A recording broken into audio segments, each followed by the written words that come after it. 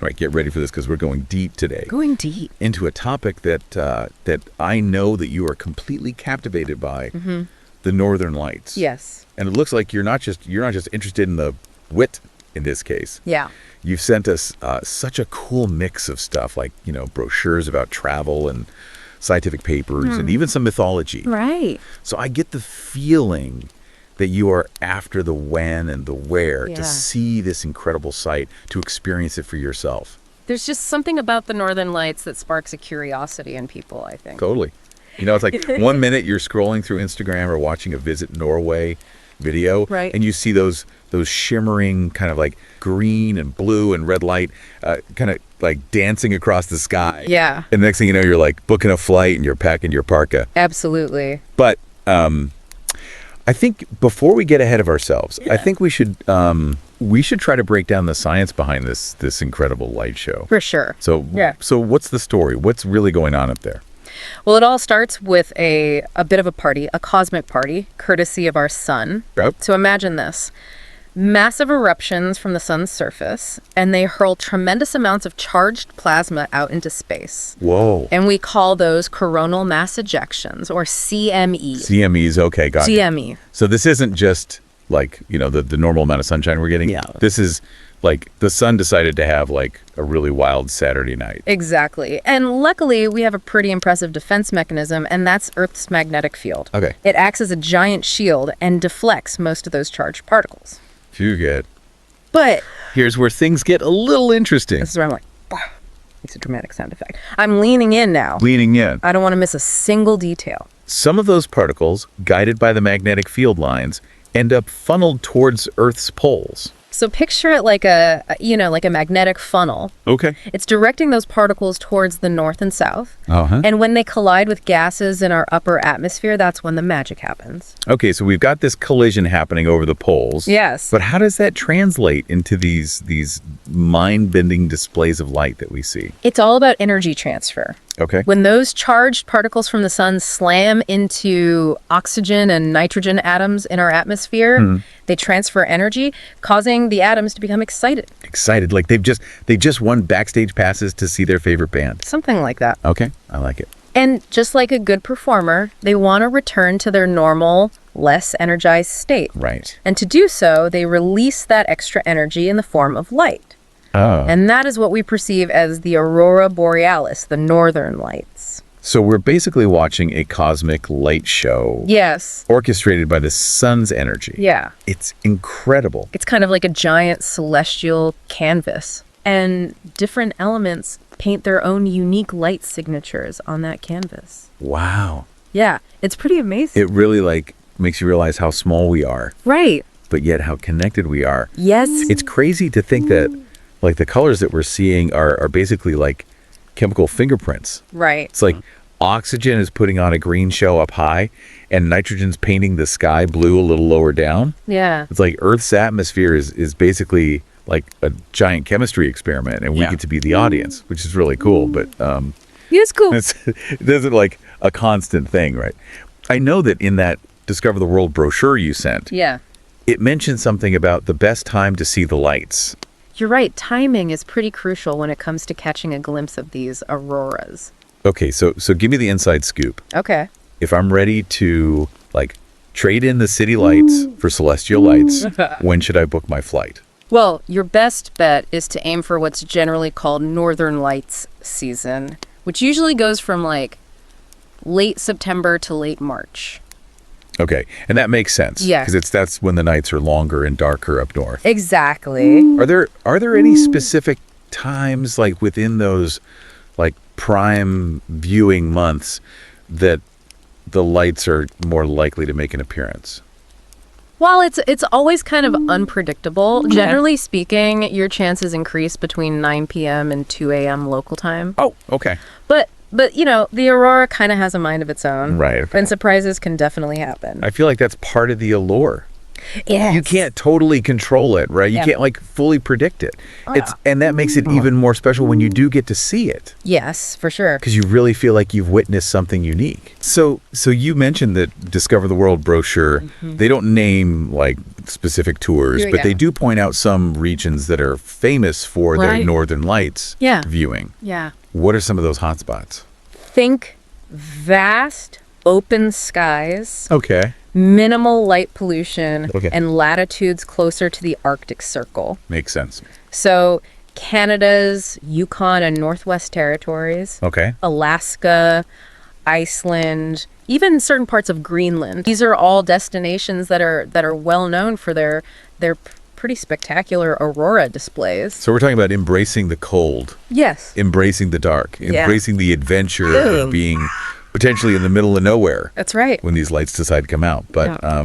we've been mainly focused on the northern hemisphere, but we have to at least mention the southern lights, right? Right. The same phenomenon occurs in the southern hemisphere, which we Right. call aurora australis. So it's the same cosmic dance, same players, different hemisphere, right? Right. It's all about those charged particles Right. interacting with the Earth's magnetic field, Yeah. regardless of which pole they're drawn to. Okay, so if you want to see the southern lights, I guess you got to bundle up even more and Yes. head to Antarctica or something. But back to the Discover the World brochure for a second. Sure.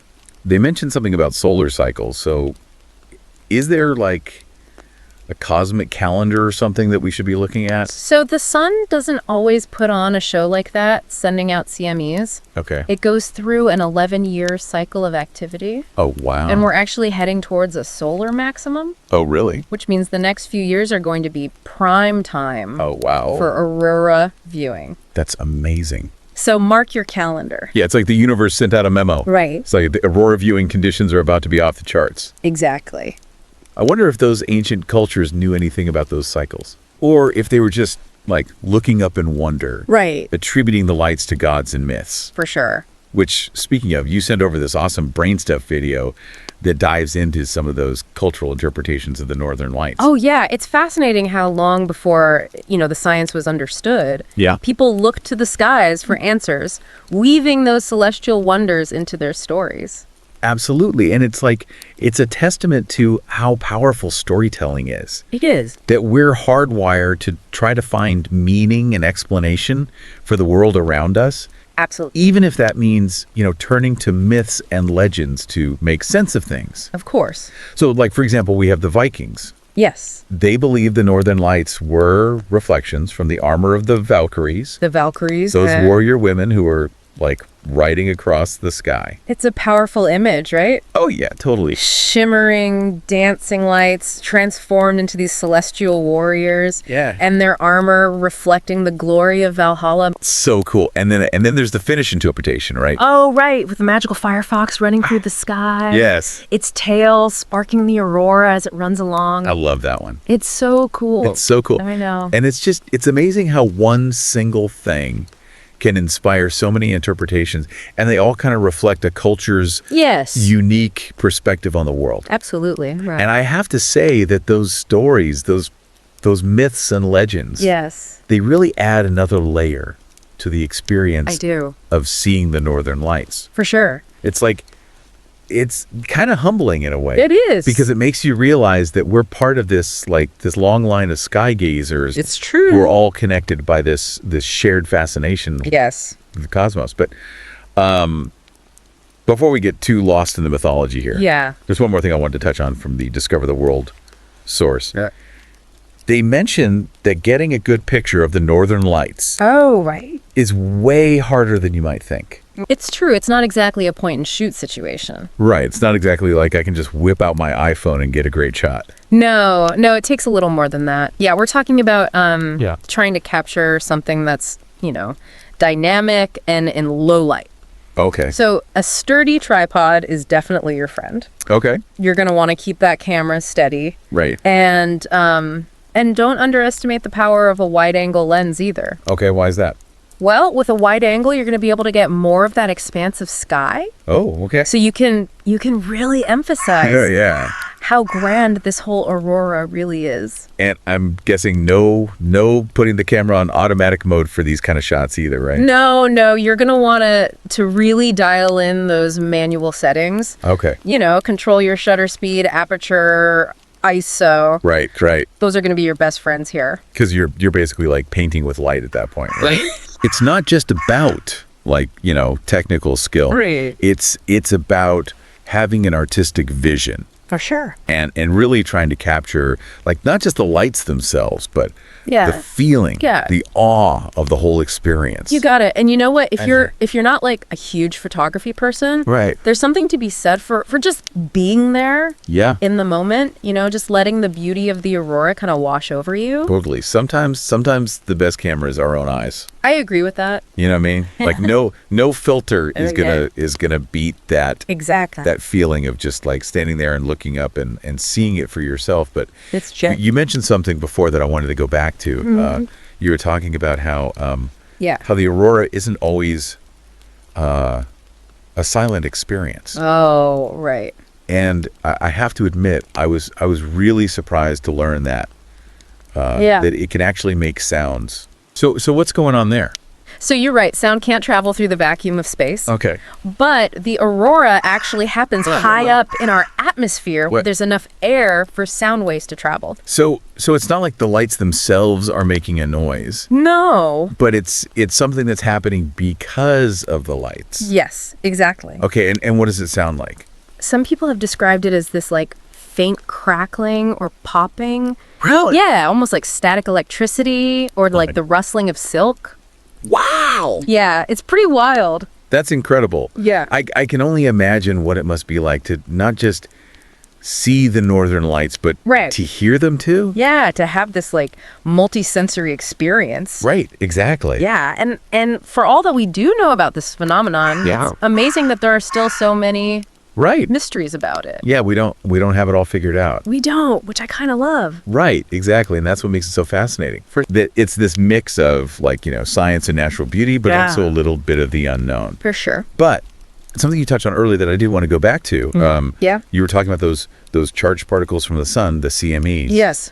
They're not just creating a pretty light show, are they? No, they're not. Like, what kind of impact do they actually have on us down here on Earth?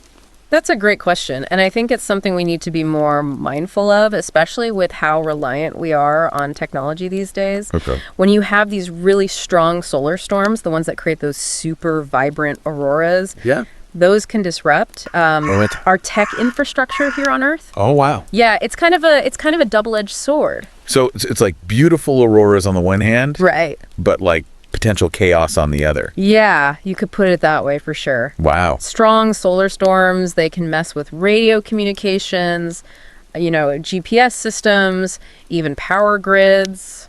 So that's kind of scary. It can be. It's a good reminder that even though, space seems so vast and so far away, Yeah. what happens out there can have very real consequences down here. Yeah, totally. And it really underscores Yes, how connected everything is. for sure. Right? Like it's not just about, oh, let's, go see pretty lights. It's Yeah. we need to understand these events. We do. Not just so we can get a good Instagram picture. Right. But to actually like protect ourselves For sure. and safeguard all our technology. Exactly. The more we understand space weather, the better. Right, exactly. Well, wow, I feel like we covered a lot of ground in this deep dive. I agree. Everything from like, how solar winds work to how magnetic fields work, Yes. ancient myths, and Yeah. even like, the potential impact of space weather. It's a lot to think about. It is a lot. And I have to say, like, my curiosity about the Northern Lights has just grown, I'm glad. like, exponentially.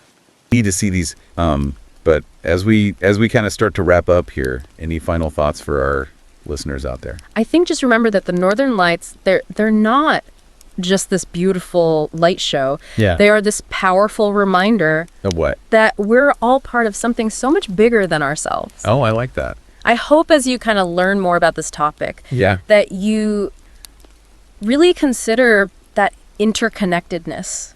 How things that are happening millions of miles away on the sun can create these incredible displays here on Earth. Totally. And influence everything, like you said, from ancient myths to modern technology. Right, right. It really is humbling. It is. It makes you feel very small in a good way. Yes, in a good way.